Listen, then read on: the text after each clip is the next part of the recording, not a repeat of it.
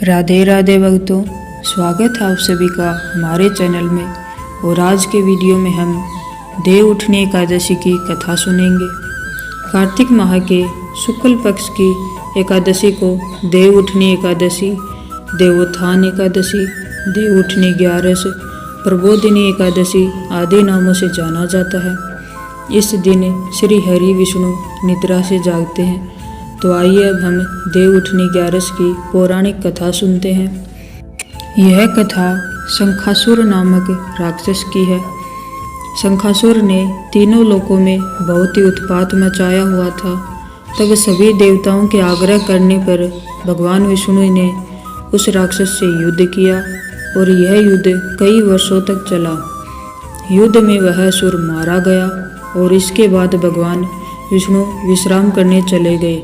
कार्तिक शुक्ल एकादशी के दिन भगवान विष्णु की निद्रा टूटी थी और सभी देवताओं ने भगवान विष्णु की पूजा की थी।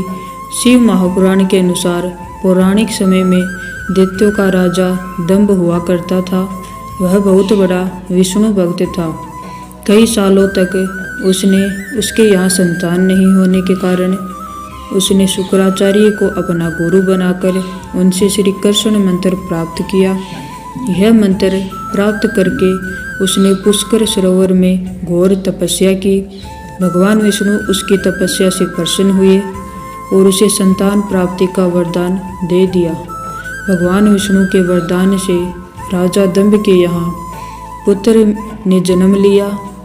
इस पुत्र का नाम शंखचूड़ रखा गया। बड़ा होकर शंखचूड़ ने ब्रह्मा जी को प्रसन्न करने के लिए पुष्कर में घोर तपस्या की। उसकी तपस्या से प्रसन्न होकर ब्रह्मा जी ने उसे वरदान मांगने को कहा। तब शंखचूड़ ने वरदान मांगा कि वह हमेशा अजर अमर रहे, वह कोई भी देवता उसे मार नहीं पाए।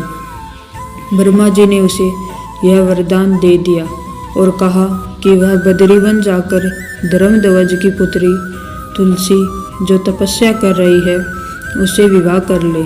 शंखचूड़ ने वैसा ही किया और तुलसी के साथ विवाह के बाद सुखपूर्वक रहने लगा। उसने अपने बल से देवताओं, असुरों, दानवों, राक्षसों, गंधर्वों, नागों, किन्नरों, मनुष्यों तथा त्रिलोकी के सभी प्राणियों पर विजय प्राप्त कर ली। वह भगवान श्री कृष्ण का परम भक्त था। शंखचूड़ के अत्याचारों से सभी देवता परेशान होकर ब्रह्मा जी के पास गए और ब्रह्मा जी उन्हें भगवान विष्णु के पास ले गए। भगवान विष्णु ने कहा कि शंखचूड़ की मृत्यु भगवान शिव के त्रिशूल से ही होगी, अतः आप उनके पास जाएं। भगवान शिव ने चित्ररथ नामक गण को अपना दूत बनाकर शंखचूड़ के पास भेजा।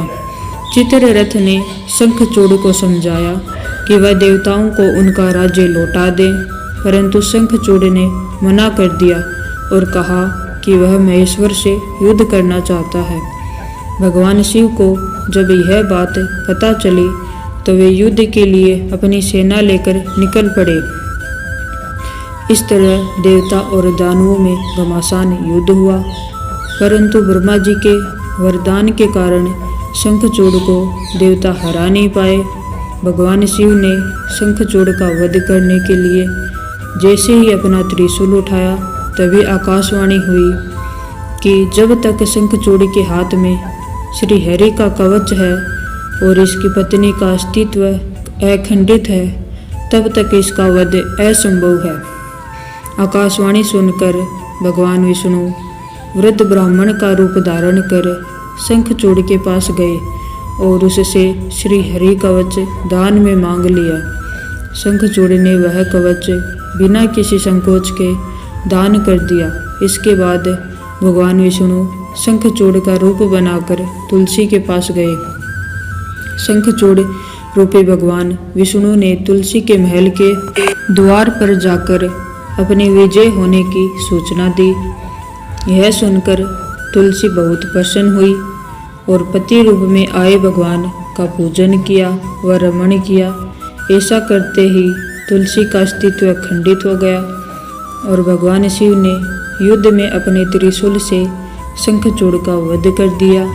तब तुलसी को पता चला कि वे उनके पति नहीं हैं, बल्कि वे तो भगवान विष्णु हैं।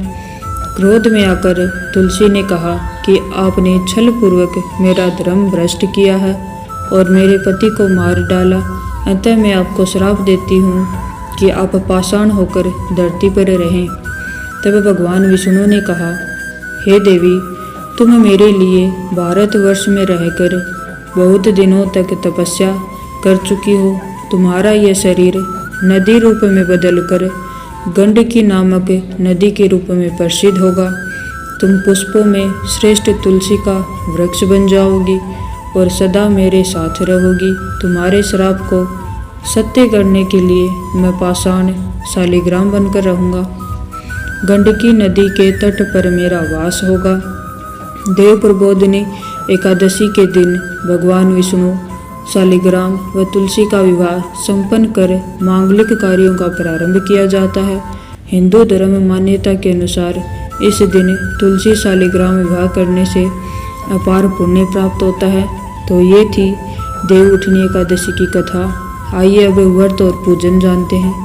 देवउठनी एकादशी के दिन व्रत करने वाली महिलाएं प्रातःकाल में स्नान आदि से निवृत्त होकर आंगन में चौक बनाएं। उसके पश्चात भगवान विष्णु के चरणों को कलात्मक रूप में अंकित करें। फिर दिन की तेज धूप में विष्णु के चरणों को ढक दें। देवउठनी एकादशी को रात्रि के समय सुभाषित स्रोत पाठ, भागवत कथा और पुराण आदि का श्रवण और भजन आदि का गायन करना चाहिए। तो ये थी देवउठनी एकादशी की कथा। अगर आपको ये कथा पसंद आई हो तो वीडियो को लाइक कीजिएगा और चैनल को सब्सक्राइब कीजिएगा। राधे राधे।